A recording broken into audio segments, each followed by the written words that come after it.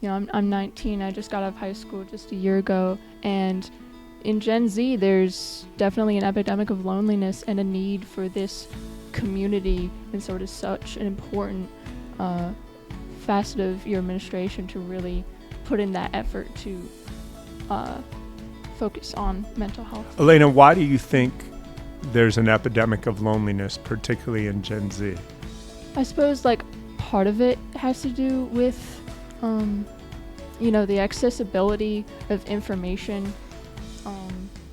You can have a lot to find online and see all of the things you're essentially missing out on, because we're meant to grow up with a bubble of community and knowledge, and that's how things were back then. But being able to see a much larger amount of information can be extremely overwhelming. And even though social media is supposed to be social in media, it is highly leaning towards the media and the consumption of information.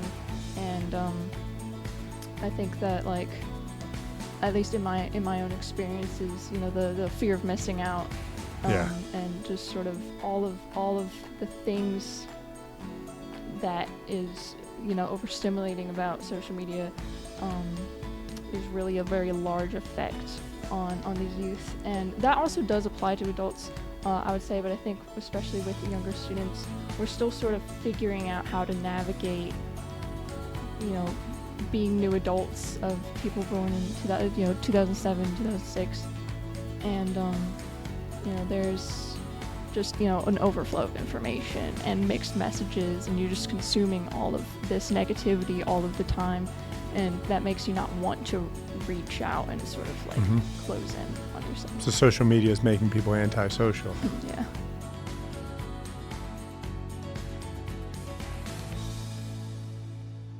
Subscribe to D-Stress 302 today.